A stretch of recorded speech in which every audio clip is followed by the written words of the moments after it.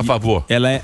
Você é contra ou a favor? Eu sou contra tudo. Não, calma lá. Se há governo, eu estou completamente confuso e ela vai explicar melhor. Ela é contra. Ela é contra? Ela vai explicar por quê. Por quê? Ela é contra. Então, senhoras e senhores, uma salva de palmas para... Olha que linda. Deixa ela sentar aqui ao meu lado, Zuzi.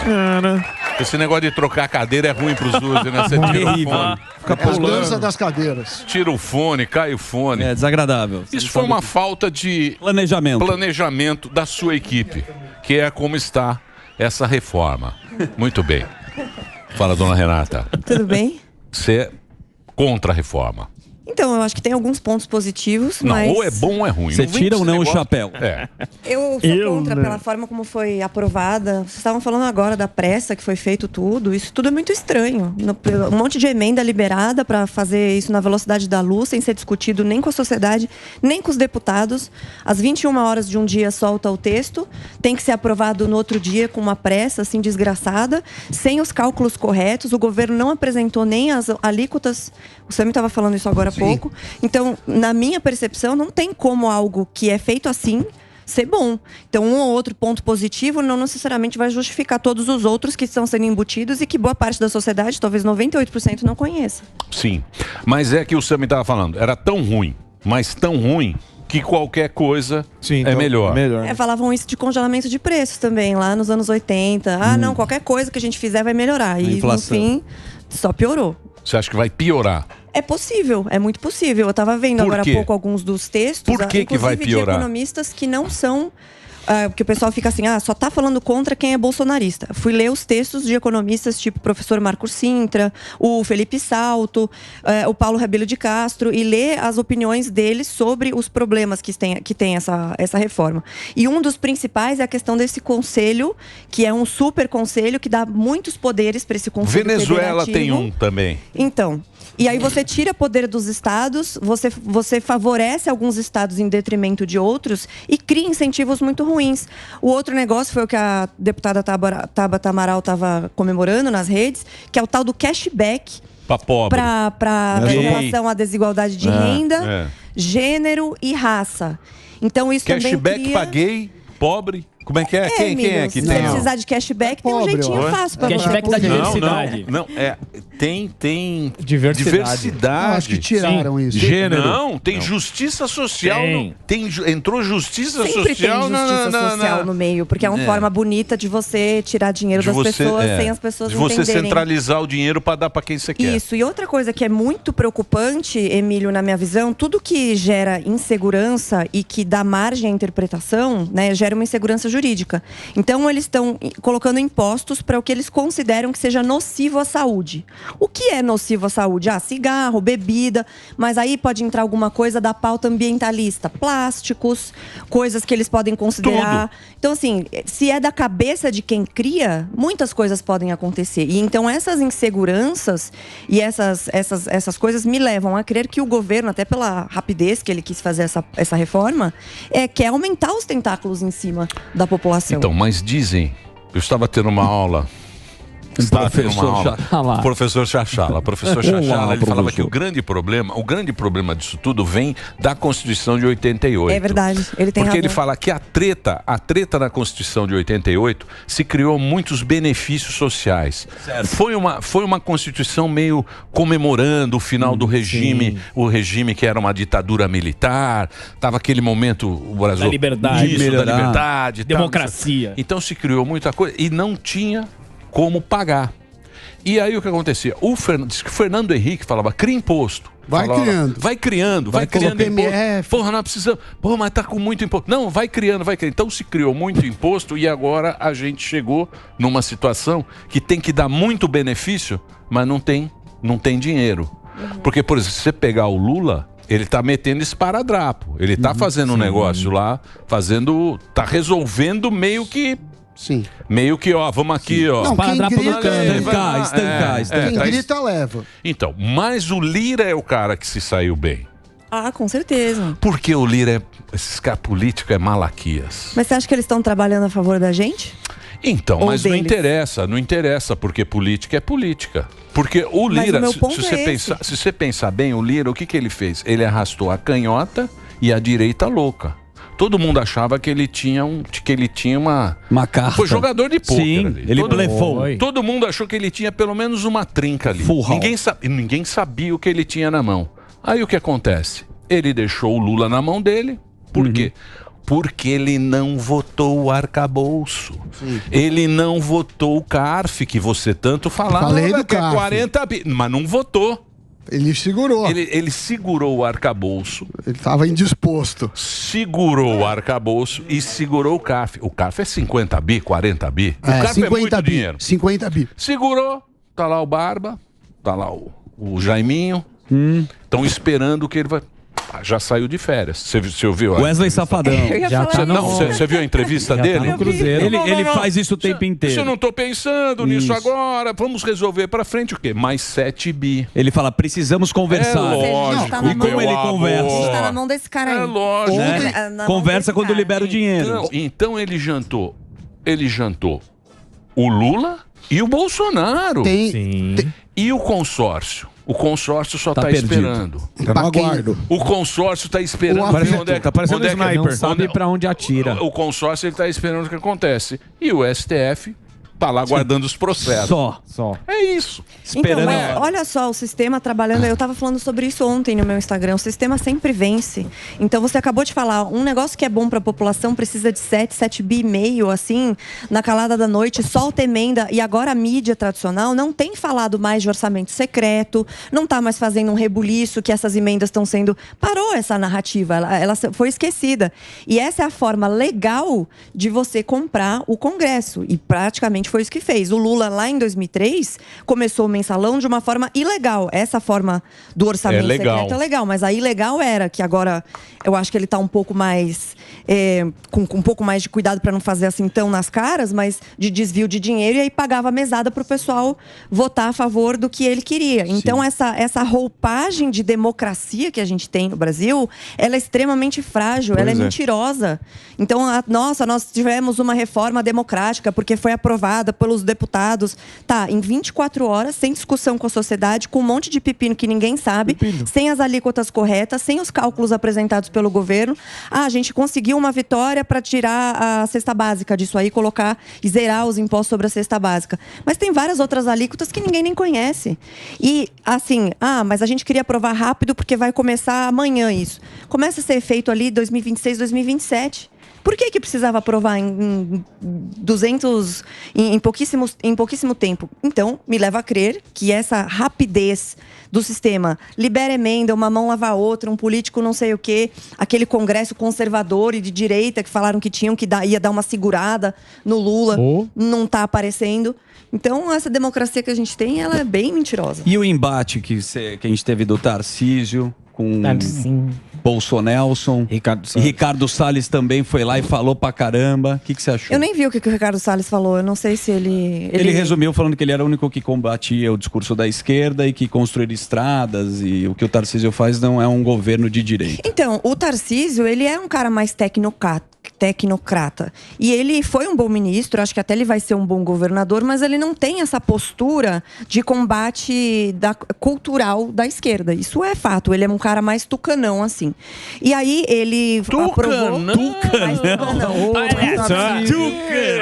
Olha só que incrível! Tarcísio é meu candidato. Ele é mais político, aquela coisa, mas na questão da reforma tributária, ele foi a favor, falou que foi 95 a favor, e eu acho que ele tá errado nesse ponto. O Sami acho que foi bom. O Sami eu acho que ele tá errado. 95% ele falou também, não, igual o Tarcísio. Não, eu acho que tem pontos que são fundamentais que, se não esclarecer, não dá para provar, como ter a garantia que a alíquota não faz isso. Mas o Siqueirinha, nosso homem na Lesp, mandou agora o seguinte. Mas o Siqueirinha é novo. O novo foi a favor. O Siqueirinha é muito novo. Mas o que aconteceu?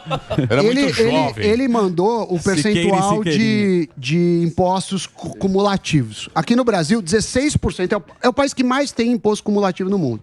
16,4% de impostos cumulativos. Em segundo lugar, vem a Argentina, com 13,5%. Em terceiro, vem a Bolívia, com 6%. Ou seja, aqui é uma anomalia. Agora, não justifica você aumentar alíquotas. A forma é ok, o IVA dual é ok, a questão de você cobrar no destino é o que se faz no mundo inteiro, são as melhores práticas. Agora, tem essa questão política. Mas vamos lá. Sempre se falou que é muito melhor ter menos imposto do que mais imposto.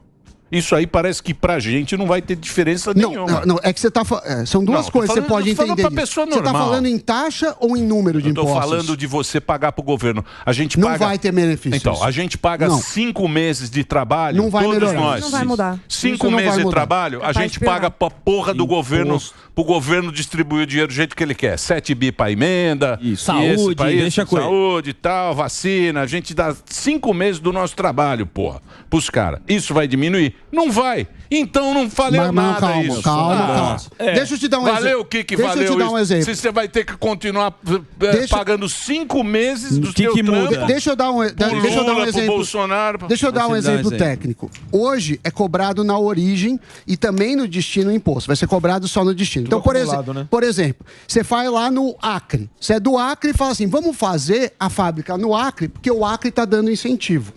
Aí, o que acontece? Como o imposto é na origem, o cara manda a fábrica para lá. Aí você tem insumos em São Paulo, você manda todo o custo de frete para o Acre, processa lá, porque tem menos imposto, e volta para cá. Esse custo de frete, quem paga? O consumidor. Não é imposto, é em custo do produto. Se você tributar só no destino, o cara não tem incentivo de botar algo fora da rota. Mas você não acha isso ruim, por um lado, de que você não cria justamente a competição saudável entre os estados? Como acontece nos Estados Unidos, muita gente saindo de estados que pagam mais imposto, como é o caso da Califórnia, Nova York, indo para Flórida. A Flórida bombando um monte de coisas. Então é uma competição saudável. E para mim, principalmente, acho importante a diminuição dessa cascata e também da simplificação, porque além da gente pagar muito imposto, tem a complexidade tributária, que é um manicômio. A gente é o pior país em complexidade tributária, mais de 2 mil. Mas aí, olha só, o cara que quer tirar a complexidade tributária, ele resolve de um ponto, que é importante, como você falou, ele vai ajudar a indústria, mas ele vai piorar o setor de serviços e ele ainda vai criar alguns outros lobbies nessa questão de... Por exemplo, o salão de cabeleireiro vai pagar mais. Então, não sabe. Lógico que vai. Não, mas cadê a alíquota? Cadê a alíquota? Mas cadê a alíquota disso? Qual que é a alíquota? Mas isso que eu tô falando, como que você aprova uma coisa sem saber a alíquota? Então, mas o que eu tô falando é que só pode ser aprovado no Senado, precisa exigir a alíquota. O que eu tô falando é da forma. Mas então, o Senado vai passar, Sami. Então, mas são duas discussões. Vai pôr uma graninha mais. Vamos lá, são duas discussões. A forma, ok. Agora é a alíquota. Não dá para aprovar um sem o outro. O meu questionamento é assim, não apresentar a alíquota é um erro e eu acho que não poderia passar sem deixar a alíquota... Claro, sem transparência. Eu concordo em número, gênero e grau. Agora, essa questão de, eu vou dar incentivo, não sei o que lá, vou dar o exemplo dos carros. Você dá incentivo para linha branca ou para carro. Não necessariamente o incentivo chegou para a população. Muitas vezes você está enriquecendo o empresário da educação, o empresário do carro. Mas aí você está falando de um incentivo que é feito especificamente para uma linha. Eu estou falando de incentivo ou para uma região. Para que o Estado, ele tenha autonomia de definir qual é a sua alíquota. Sim, mas isso... Essa retirada de poder dos estados, que é o problema desse Conselho Federativo que estão fazendo. Na realidade, o Brasil tem vários problemas dessa ordem, de tirar o poder dos municípios, dos estados e jogar tudo em Brasília. E essa reforma, na realidade, ela aumenta os poderes em Brasília.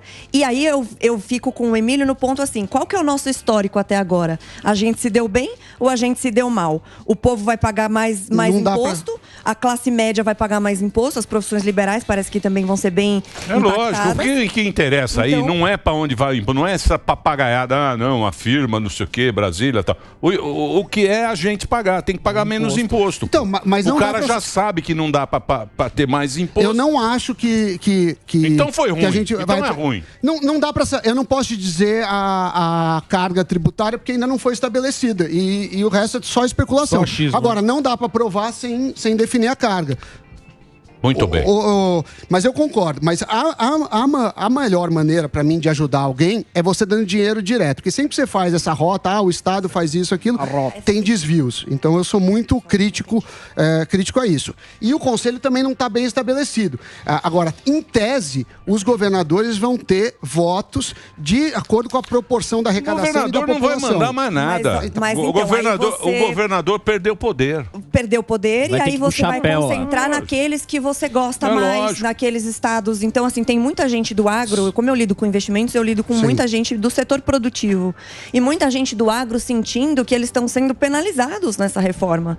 Então, assim, de novo, eu acho que essa discussão que a gente está tendo aqui, que ela é super saudável, ela não foi feita. Deveria ter sido. Se ela não foi feita, eu não posso aprovar. Ontem eu estava vendo o Marcel Van Hatten, que é um deputado novo, ele abriu a votação, o Novo falou que queria votar a favor, mas que era aberta a votação para os seus deputados. E o Marcel Van Hatten votou contra, e eu vi ele, assim, quase parecia que ele estava com lágrimas nos olhos, falando assim, pô, eu quero ajudar o setor produtivo, eu quero diminuir a complexidade tributária, mas a gente nem teve tempo de discutir, isso não é normal. Eu concordo completamente com isso. A questão é por que nos governos passados, ou no governo passado, não tiveram as reformas tão rápidas e ficou tudo engavetado. Qual que é o teu chute? Porque foram as emendas, liberaram muita verba. O dinheiro, 7 O dinheiro e o sistema trabalhando, porque assim, eu digo que o Bolsonaro foi meio que uma falha na Matrix, que não era para ele ter acontecido. Foi um tropeço ali que eles falaram, nossa, a gente não prestou muita atenção, e daí entrou o tiozão do churrasco ali e fez umas coisas. Toda a mídia era contra ele, o Centrão era contra ele, tudo era contra ele. Não é que ele era perfeito, óbvio que não, tinha vários defeitos, mas a maneira como as coisas eram feitas, e até a própria falta de inteligência política de não costurar melhores acordos, de articulação, sem dúvida, acabou deixando ele isolado e sem aprovar nada. Essa reforma, tem gente falando que o Paulo Guedes queria aprovar, né? Mas não era a reforma que o Paulo Guedes queria, ele queria uma outra, que também não era a que eu achava ideal, diga-se de passagem, mas teve um problema do governo. Quem marcou gol aí foi o Lira. O Lira marcou o gol. Ele tocou para a direita e para a esquerda. E o Haddad também. Mas no Bolsonaro teve um problema, no meu entendimento, de estratégia. O Marcos Sintra era da composição do governo e veio com a questão do imposto único, que eu acho péssimo. Por que eu acho péssimo o imposto único? Por quê? Porque ele não incide sobre geração de riqueza. Então, a gente vai fazer o churrasco na casa do Latrinca. Vamos. Aí você gasta R$1.000 o churrasco, vai cobrar R$200 de cada um. Jamais faria isso. Aí a gente dá 200 de Pix pra você, não gerou riqueza, porque você gastou 1.000 e tá recuperando 1.000. Você vai pagar imposto. Se você transferir dinheiro pra mesada do seu filho, você paga imposto. Então eu acho o imposto único ruim, porque ele não pega sobre a geração de valor. E esse foi um erro estratégico que o Bolsonaro, em determinado momento, apoiou e depois saiu fora, inclusive tirou o Sintra do governo, que era a proposta da Soraya Tronic, que eu acho... Que tiraram ela do Essa é do Baleia? Não, a do Baleia se parece com essa atual. O Baleia também tá lá no mesmo. O que muda do Baleia e do Bernard Api é a transição, principalmente. Mas, enfim, eu acho que tem pontos que estão bem claros, que eu acho que todo mundo concorda. Foi muito rápido, você é a favor, não teve isso. A Renata é contra. Eu sou contra porque o povo vai se ferrar. Mas eu sou a favor com restrições. Não vem não. Não vem dizer, não é contra. Ou você pula na piscina ou você fica de sunga olhando. Sou a favor com restrições. Mas dá pra pôr só o pezinho. Não dá pra colocar só o pezinho. Ele quer pôr só o pezinho. Eu ponho só o pezinho. E fica com a cabecinha de fora. Eu sou contra porque eu já vi que a gente vai ter que pagar esse estado caro. Muito caro. O cara ainda vai continuar do jeito dele, vai fortalecer Brasília, vai fortalecer mais quem é presidente da República. Isso. Se você é presidente da República, se você for esperto com esse sistema que a gente tem, eleitoral, com esse sistema político, com esse sistema agora tributário, você fica a sua vida inteira lá. E notou que não tem nenhuma discussão sobre redução de gastos, né? Que seria fundamental para quando você pensa em reforma tributária. Ou uma reforma administrativa. Deixa eu fazer uma pergunta na questão política a respeito disso tudo aí, dessa votação e tudo mais. Queria saber a sua opinião, como que fica a questão da direita e o Bolsonaro? Por quê?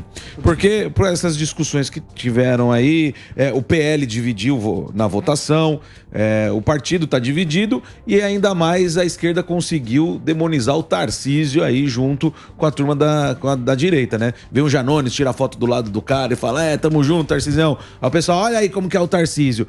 Ou seja, a esquerda conseguindo mais uma vez dividir a turma para conquistar mais espaço. Queria saber a sua opinião a respeito disso aí. Bom, primeiro que eu acho assim, se ele não quer dividir a direita, não faça coisas que a direita vai ser dividida. Então, assim, você tem que também pensar do ponto de vista estratégico que faz sentido. Como ele é governador, obviamente que ele tem que conversar com o governo federal, ele tem algumas coisas que ele precisa fazer que não tem jeito.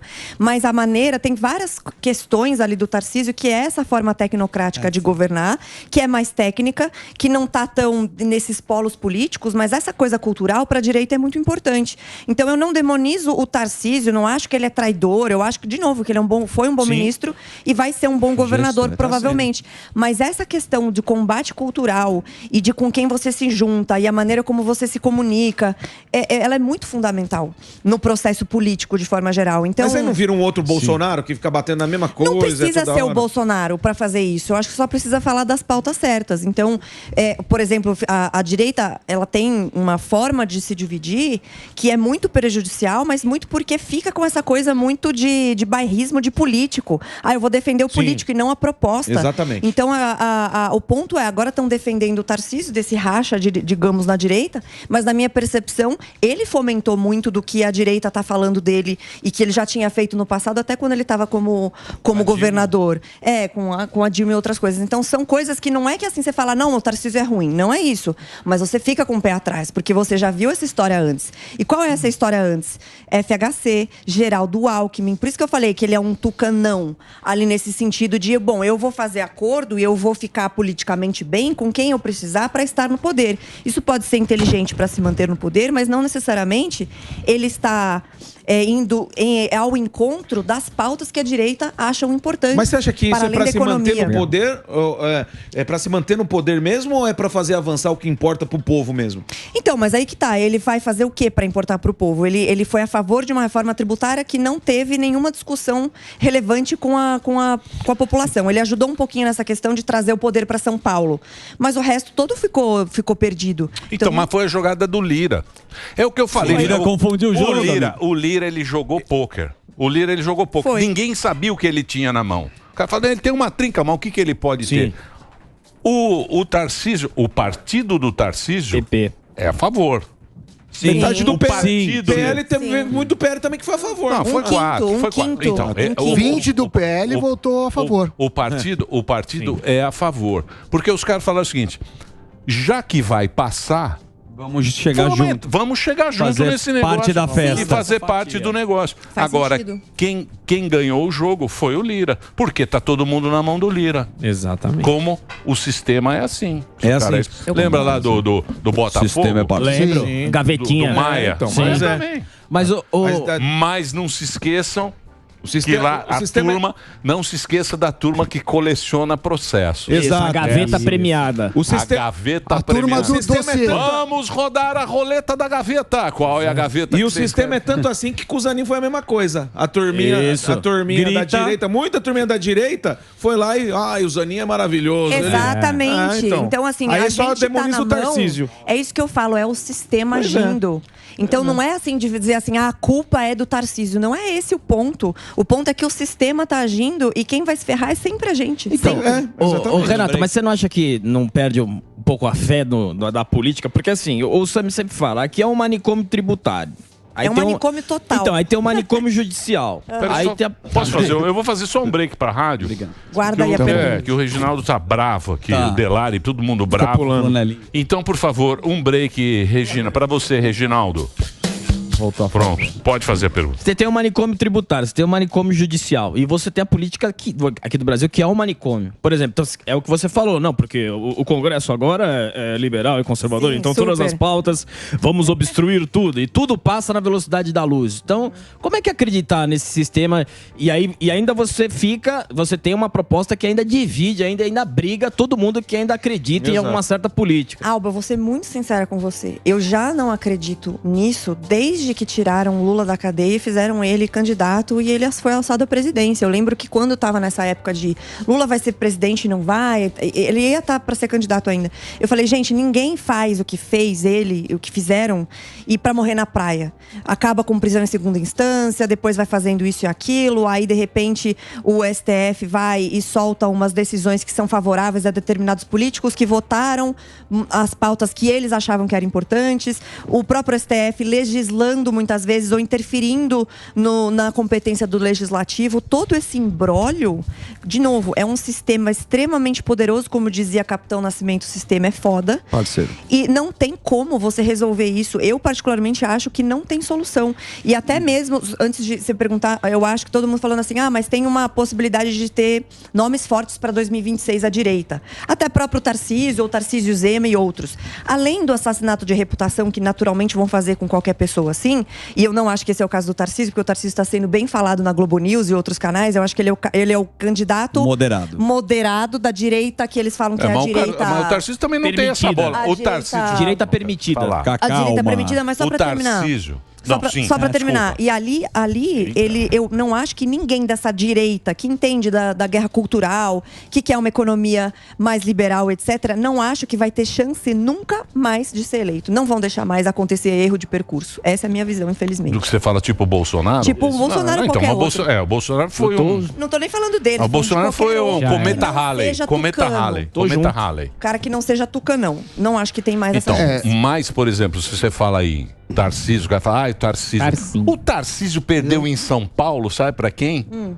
O Jaiminho. Não. Na capital. O Jaiminho ganhou na capital, aqui, em São Paulo, não capital. O Jaiminho Ventura ganhou capital, o Boulos. E se bobear, o Boulos vai virar prefeito de São Paulo. Olha que beleza, hein? Meu amor. É só o que faz pra gente terminar de pôr o prego no café. Vocês ficam brincando, vocês ficam com essa conversinha, vocês ficam subestimando quem manja do jogo. Mas você acha que político tem ideologia? Político tem ideologia ou interesse próprio? Alguns têm, mas a maioria é interesse próprio. E o sistema favorece que ele seja assim.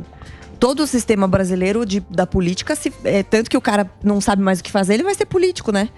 Se eu tenho alguma, sei lá, você cansou aqui do pânico e daí perdeu os seus empregos, fala, o que eu posso fazer? Bom, sou conhecido, vou ser político. E eles fazem isso porque é uma carreira que te permite isso, favorecimentos, enriquecimento e etc. Então, infelizmente, o que mostra essas emendas e essa velocidade é que tem um preço e tudo está à venda. Agora, tem que reclamar com os políticos, que cada um votou por ter esse comportamento. Porque se os caras da oposição tivessem segurado, não teria aprovado nessa velocidade. Sami, mas aí você falou de reclamar dos políticos, né? Por isso que eu tô aqui, não era muito legal vir aqui de preto, até parece que eu tô de luto, né? Nossa, tá linda. Red carpet, parece que você vai receber um prêmio. Se o seu esposo não fosse tão forte, a gente brincava mais. Poderia elogiar mais. Brincando muito com você. Ô, louco. Mas o ponto é, a gente tem aquele projeto que foi aprovado da filha do Cunha. A Dani Cunha. Que você não pode falar mal de político, porque o político, coitado do político, você fala que ele é ladrão, se não tá transitado em julgado. Verdade. Você que vai pra cadeia. Então, quando você começa, de novo, eu falo do que eu falei agora. O sistema, ele está fazendo tudo o que é possível para se proteger. Para que você não consiga acessar, só vai fazer parte, obviamente que o Lira é um dos grandes ganhadores, como falou o Emílio, o Lira e todo mundo que tiver ali, o Pacheco, a mesma coisa, vai se locupletar desse Estado. E quem vai pagar a conta é a gente. Então, por isso que eu não vejo muita solução. E assim, dá essa impressão de que está tudo funcionando, que a democracia está pujante porque os deputados votaram. Mas, de novo, os deputados votaram depois de várias emendas de 7 bi e meio sendo soltas. E acho que nesse ano foram 16 bi só de orçamento secreto, então, que ninguém comenta. Mas aí tem uma coisa, hein? E aí que tá o problema. Porque você vê, o Lula vai ter que ter muita grana pra ficar comprando essa turma, né? E uma hora vai acabar esse dinheiro. Ele vai ter que ter muito dinheiro ali pra financiar esse... Que antigamente era o mensalão, né? Tinha o mensalão, que ninguém sabia e tal. Era o mensalão, era o mesmo esquema. É que o mensalão foi o começo de tudo. E o objetivo o mensalão era menos dinheiro era também. Era 30 mil reais por mês. Era barato. Tava em promoção. Era liquidação, aí tem que pedir a volta do mensalão. Mas olha só, eu tava fazendo outro dia, o Plano Real fez 29 anos agora, né? Dia 1º de julho. Eu tava fazendo uma aula sobre o Plano Real para meu aplicativo lá no Exército. E eu comecei a falar um pouco do contexto histórico do Collor, de como que foi o regime militar, que gerou muita inflação, com o desenvolvimentismo, blá. E aí eu comecei a falar do escândalo de corrupção. Todo mundo lembra da Elba, né? E do PC Farias. Esses caras viraram ladrão de galinha. Que é tipo assim, você fala, nossa, a gente tirou o presidente só por causa disso. Eles foram injustiçados. É surreal, assim, que aconteceu. Então, quando você vê a corrupção megalomaníaca do PT e não é só corrupção, é má gestão e objetivo de fazer essa pretensa democracia para passar tudo, qual que é o objetivo principal disso? Tivemos o Foro de São Paulo agora. O objetivo é esse, é tirar dinheiro do Brasil e conseguir dominar Mas tudo. você tem que entender uma coisa da sua aula. Não que eu entenda muito, mas eu tenho um pensamento. Vou te chamar pra fazer um adendo. Um tópico, puta cara burro. Não, mas não é. Porque se você pegar o Collor, é que a maioria das pessoas hoje em dia nem lembra, porque, pô, faz tempo. Instagram na época. Eu lembro, faz gatão. Tempo. O Collor ele foi realmente isso, né? Foi a Elba, né? Ele tinha lá a Casa da Dinda. Lembra? A pessoa mais velha lembra. Ajudou a Rosana. A cebanda do presidente. O que acontece? Ele não tinha congresso, porque a eleição não foi casada. Entrou o político e ele quis roubar sozinho. E ele cagou no confisco. Isso. O confisco que foi o povo na rua. Então você tinha um povo na rua, não tinha. Foi igual a Dilma. Não se pode roubar sozinho. Não tinha, isso, não se pode roubar sozinho. Agora, o esquema do Lula entrou todo mundo. A carreta. Porque o Lula. Não, mas o Lula era o Lula, MDB. Era o Lula MDB, o vice sempre foi do MDB. Sim. O presidente da Câmara era do MDB, ficava 2 anos PT, 2 anos MDB. Ele deu pros tucano São Paulo e Minas, que é um puta que tem obra pra caramba, distribuiu bonito, aí o negócio rodou. Então, é essa pretensa, o negócio rodou gostoso. É partilhar. De democracia, tipo, nossa, como as coisas andam com o governo Lula como andavam no passado. Tem um motivo. O que eu falo é o seguinte, a corrupção é a paz do Brasil. Sim. Por quê? Porque se você distribui a grana do jeito que o cara... Tudo passa, todo reformamento. Então a corrupção é a nossa paz. A gente vai viver num país... Se todo mundo estiver ganhando o seu quinhão aqui, todo mundo vai ser feliz, o país vai pra frente, a imprensa tá feliz, tá todo mundo feliz. É isso aí, dona Renata. Já vivemos. Complicado, viu? É o que tem. Entendeu? É isso aí. Eu gosto. Ficamos tristes ou não? É assim. Sim. Segue o baile. Né? Fazer o quê, né? Mas você tá triste? Eu tô animado. Você tá Você tá animado por quê? Sexta-feira, pô. É porque é sexta. Sexta-feira. Não, eu não fico... Assim, obviamente que eu fico triste pela situação do Brasil, mas cada um tem que fazer o que é bom pra si. E eu tô dando meus pulos pra fazer o que é bom pra mim também. É assim que funciona no Brasil. É justo. Seus pulos? Não, o que dá tristeza é ver que o Brasil tá indo pra um caminho ruim, né? Porque vai ficar pobre, já vai conhecemos ficar velho. Você viu assim, o censo lá? A questão, Emílio, e todo mundo aqui sabe disso, até com as recentes decisões ou tentativas de censura, o que a gente vive no Brasil hoje, ela vai além de ser um país corrupto, vai além de ser um país que a economia está sempre patinando, o país do futuro que nunca chega porque toma essas decisões. Vai além disso. Hoje a gente tem uma situação que você não pode falar o que você pensa. Você tem uma situação de um político, independentemente do que você pensa do político em questão, que ficou inelegível por falar o que pensa. Você tem uma situação em que você tem perseguição, você tem censura. Isso é muito grave e por isso que eu não acho que tem volta. Porque é uma gravidade gigantesca o que a gente Bolsonaro, acontece. você diz? Do Bolsonaro na questão da inelegibilidade, mas você tem o MP querendo caçar aqui a outorga da Jovem Pan. Você tem um monte de coisas acontecendo ao mesmo tempo. Um monte de gente bloqueada, gente que já teve passaporte cancelado, conta bloqueada, gente presa, bancário, gente presa. Político, Então, a situação que hoje as pessoas veem só econômica, ela é muito pequena perto do que está acontecendo crime de opinião, em ambiente institucional. E se toda a instituição, todas as instituições foram aparelhadas e funcionam para proteger o sistema a qualquer custo, como que a gente segue em frente? Então, assim, tá bom, a indústria vai continuar fazendo o seu, os bancos vão fazer o seu, a gente vai continuar trabalhando, ganhando o nosso dinheiro, mas você não tem democracia de fato, você não tem liberdade de fato, e isso me preocupa demais, principalmente para as próximas gerações. Então, mas isso aí é um conflito que tem no mundo inteiro. Você vê na França? Não. Na França, o Macron, ele quer fazer igual fizeram aqui, ele quer cortar a rede social. Mas depois a pandemia foi um experimento social nesse sentido, né? De você conseguir ver até onde a população segurava esses desmandos. Então, países historicamente liberais, do ponto de vista econômico e institucional, e que com muita liberdade, como foi o caso da Austrália, da Nova Zelândia, do Canadá, entraram contra as liberdades individuais dos seus cidadãos. No Canadá, não sei se você lembra que o Trudeau, ele bloqueou contas e quebrou sigilo do pessoal que estava dando grana pro comboio da liberdade, que era aqueles caminhoneiros e tal. O cara doou $100 num crowdfunding qualquer, Não, você está bloqueado, você não pode fazer coisas assim. No Canadá, um país historicamente muito livre. Então, esse experimento social mundial, ele foi muito ruim, mas, na minha percepção, em alguns países que têm esses valores de liberdade muito fortes, como é o caso dos Estados Unidos, da própria Nova Zelândia, Austrália, Canadá, a população está dando uma volta, falando, não, isso aqui foi demais.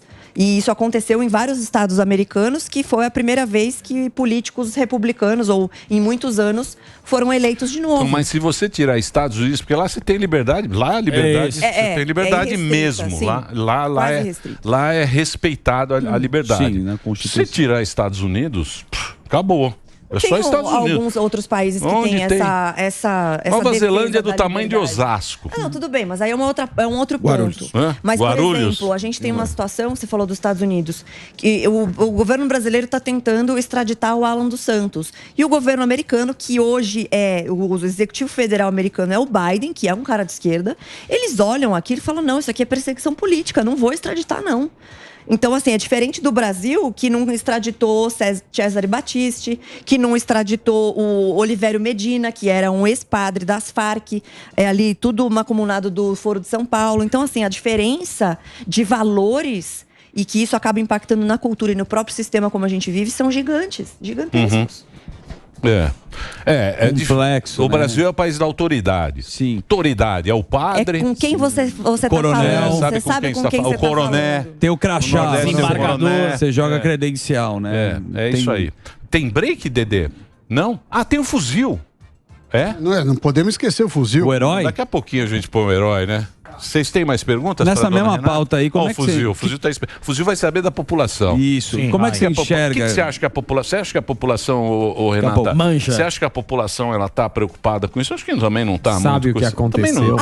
Se a gente não sabe o que alguma parte da população que tem acesso a esse tipo de informação, sim. Mas o povão mesmo não tem nem como saber de tudo isso, Mas a gente também não sabe, né? Nem eles mesmo sabem. Mas vai pro Congresso, viu, professor? Não acha que o Congresso vai passar gostoso e ainda pode voltar pior. Pode piorar. Pode. Não, eu queria saber o que tudo pode piorar. Não, eu queria saber como é a sua visão sobre essas exclusões. Por exemplo, igreja não vai pagar imposto, educação sem imposto, saúde também. Como que é a sua visão sobre isso? Você está dizendo da reforma. Então, como a gente ainda não sabe exatamente todas as condições, é difícil de opinar. Mas eu acho um pouco ruim quando você favorece alguns setores em detrimento de outros. E eu gosto do modelo dos Estados Unidos de imposto, que é aquele imposto que ele é sobre a renda e menos sobre o consumo. Sim. Então, o cara que ele é um motoboy, ou ele trabalha com serviço doméstico, ele tem acesso a coisas, e que quando eles fazem aquela conta de quanto você precisa de salário, quantas vezes o seu salário você precisa para comprar um iPhone, quanto você precisa para comprar uma casa, um carro, etc. Nos Estados Unidos, no Canadá, é muito menos do que você precisa. Falando nisso, está vindo imposto de herança progressivo nessa reforma. Então, aí você que também não está claro. Também não está claro, exato. Aí tem mais uma questão. Isso é bom para mim, para os meus negócios, para você ver, né? Porque eu faço muito planejamento sucessório, tributário e assim, de novo, quem é que vai se ferrar nessa história? A classe média, porque o cara que tem muita grana, ele resolve. Não ele abre o patrimônio, offshore, ele resolve, ele faz uma holding. Mas os caras vão na offshore também agora. Não, mas mesmo assim... O Sami tá preocupado. Mesmo indo na offshore, o racional do... Eu não acho que a MP vai ser aprovada exatamente daquela forma, porque muito político tem offshore. Sim. Eles falam muito sobre desigualdade, porque precisamos pagar imposto, mas vai ver, todo mundo tem a sua offshorezinha lá. Reclamam que não pode trocar dólar agora. Então, mas mesmo assim o racional não se exclui, porque na questão do benefício sucessório isso não se aplica. O benefício sucessório continua o mesmo, então você não paga imposto sobre herança e não vai para inventário. Então não tem briga igual teve na família do Gugu. Eu quero, mas eu acho que não é justo, não sei o que, não tem não isso. Morre. Você resolve isso tributariamente. E a galera que tem mais grana, por isso que eu sempre falo que quem se ferra é a classe média e pobre. Porque essas pessoas não têm acesso a esse tipo de estruturação. Vai pensar em holding para colocar patrimônio. O cara tem uma casinha que ele comprou no Minha Casa Minha Vida e um carro, não tem o que fazer. Então, nesse ponto, Sami, eu acho que ainda assim, é óbvio que é bom ter alguns setores que são fundamentais, segurança alimentar, educação, mas não é muito bem feito, na minha opinião. Acaba fornecendo essas... Você pode ajudar o dono da escola, os empresários da educação, do que a população. Corre muito esse risco. Tem que facilitar, mas não vão facilitar. Gente, esquece, hein? Brasil. Se vocês que são especialistas Eu achei que ia melhorar pra gente, que a gente não ia ter que pagar 5 meses de trabalho para esses governos aí fazer. Eu acho que vai ser mais, hein, Emílio? Será que vai ser mais? Não, eu acho que vai ser igual. Quem é classe média ou quem é. Você não é classe média, você é rico, né? Mas... é uma loucura. Nossa, olha. Não, vários iates. Eu e o Alba. É a Ford. Meu iate. Não é classe média. Meu iate em Angra. 150 peças. Está convidado. Ele comprou do Gustavo Lima. Olha, eu, Gustavo. Os Zuzu adoram um jatinho. Eu, Gugu, Luciano. Nós temos ali em Angra. Sim. Em Angra nós temos. Praia dos Dentistas. Isso, lá em Courchevel. Isso. Mas, de qualquer forma, esses impostos vão acabar aumentando e ele acaba onerando toda a sociedade. Só que quem paga mais, obviamente, é sempre o mais pobre. E na minha percepção, como o governo tem essa sanha, eu também queria saber a opinião do Sami sobre isso. Essa sanha de aumento de gasto público, o pior imposto para o mais pobre é a inflação. E é um governo que tem essa cabeça de, não, eu preciso gastar. Isso aconteceu nos governos Lula, depois com a Dilma piorou, porque veio da crise de 2008 e eles começaram a gastar dinheiro à torto e à direito, que é a nova matriz econômica. Tá indo um cara para o Banco Central com essa cabeça também, que é o Galípolo. Galípolo. Eu não sei se você viu o que o Galípolo falou. Lá na pandemia? Não agora. Irmão do Frangrípolo. Ele falou o seguinte: o Banco Central tem que ser regido pela democracia. Pronto. Ou seja, a população eu já tô preocupada, vai escolher se vai subir. E na opinião do Ele Galípolo, falou isso? Falou. Tem a frase dele aqui, ó. Vou pegar a taxa de frase. juros longa foi para onde depois da sua fala aí? Não, mas ele falou uma barbaridade aqui. Não, porque na pandemia ele falou que ele não ia discutir, que ele tinha preguiça de falar com quem dizia que ia gerar inflação. Imagina que coisa absurda. Ele falou, não cabe a nenhum economista impor o que entende a revelia da vontade democrática. O que é uma besteira sem tamanho, porque o cara estudou pra isso. É a mesma coisa você chegar no médico e falar assim, vamos fazer uma enquete pra ver qual o tratamento o cara tá aberto lá numa cirurgia. Então, quer dizer, é óbvio que os economistas têm a obrigação de discutir tecnicamente, que o Banco Central é técnico. Então, eu acho um absurdo o que ele falou, é um absurdo ele ir pro Banco Central e corre o risco sério de ele ser o próximo presidente do Banco Central. Então, e aí ter uma diminuição da taxa de juros de uma forma drástica, e assim, cabe dizer que hoje a taxa de dólar que está relativamente controlada, ela é totalmente dependente da taxa de juros alta e da balança comercial positiva, que é totalmente agro, quase. Agro levando o Brasil nas costas de novo, que são dois setores que o Lula ataca. Banco Central independente, que pode ser que ele nem acabe. Já pulou a fogueira do agro. Ele já deu uma puladinha. O bom é que ele pula a fogueira. Ele falou, olha o agro, olha o agro, ele pula pra lá. O agro é fascista. Ele pula a fogueira. É mentira, ele volta. Aí ele fala, a culpa é do Banco Central, é mentira. O Lula é. Dois pra lá e dois pra cá. Ele gosta muito de festa junina. Você reparou que ele não tá nem um pouco preocupado com as coisas que ele fala mais? Ele não esconde mais o que ele pensa. Ele não tá nem aí. Porque você precisa pensar igual ele pensa. Ele não tá nem aí. Tipo, ele vai falar, eu me orgulho de ser chamado de comunista. Sim. E aí, na semana retrasada... ele falou que se orgulha de ser chamado de comunista, de socialista. E a mídia tradicional, cara, que vergonha. Falando, não, o Foro de São Paulo não tem nada a ver com comunismo. E o Lula, não, comunismo, é isso aí, é muito bom, legal. Você fala, cara, não é possível. Ele não tá nem aí, mas o nosso ele fala tudo que ele acha mesmo. E você que é economista, como é que fecha a conta de um BNDES? A gente vai ficar emprestando dinheiro para Venezuela, para Argentina, que não pagam a conta e a gente não coloca... Não fecha a conta. E esse é um ponto que me preocupa demais, porque sempre foi assim nos governos Lula e principalmente Dilma. Aí colocaram Mercadante, lembrando que o Mercadante só foi pro BNDES. Belo bigode, hein? Belo bigode. Eu vou até sugerir, pessoal, vai no YouTube e pega lá Mercadante Fiscal dos Preços, na época do Sarney, que tá ele lá com uma camisetinha da CUT, magrelinho, parecendo um filé de borboleta, só com o bigode e falando dos preços. Mas o Mercadante, vamos lembrar, que ele foi colocado no BNDES porque alteraram a lei das estatais. Então, isso que eu tô falando, o sistema ele trabalha para ele próprio e com o Lula, que tem essa articulação com todo mundo, porque rola grana, rola favores. O Lula tá na mão do Lira. O negócio funciona. O Lira tá com o arcabouço na mão. Mas como que você explica a lei das estatais, que foi alterada para acomodar o Mercadante? Ele tá com o CARF. O CARF é 50 bi. Na hora. O Jaiminho, ele quer esse CARF. Ele tá precisando de dinheiro, Jaiminho. Já gastaram muito nas viagens. Olha, eu já fiz, já marquei meu gol. Você não viu ele? Ele tava agora dando uma coletiva. Ele tava dando uma coletiva. Olha, parabéns a todos, conseguimos essa vitória e tal. Aí os repórteres, mas e o arcabouço? E o arcabouço? Estavam os três juntos. Não, o arcabouço nós vamos ver depois. Deixar por uma outra oportunidade. Vamos deixar por uma outra oportunidade. Já resolvemos. A economia marcamos um gol de placa. Mas só para voltar na questão do BNDES... Não, eu só preciso... então a gente vai voltar depois a gente volta. Eu só preciso agradecer a Renata. Obrigado, viu, Renata? Obrigada a vocês. Muito bacana. Estar com vocês aqui. A Renata, ela tem... O Instagram dela é renata.jbarreto. É isso mesmo? Isso mesmo. Porra, difícil, hein? Renata.jbarreto. Tem 1 milhão de seguidores, muitos seguidores. E tem também o CSO daquela companhia que é do curso, né? Chama Cursology, que sou eu com meu marido, e sou sócia da Faz Capital, que é uma empresa de investimentos. É isso aí. E se tiver algum problema, procura ela lá, que ela faz lá o seu... Resolvemos. Você resolve lá o imposto? Resolvemos. Imposto, tudo? Não, o imposto não posso resolver, mas eu melhoro um pouco a vida da pessoa. O Sam me prometeu fazer minha declaração, não fez nada. Fez errado. Muito bem. Vai parar na malha fina. É isso aí, muito obrigado. E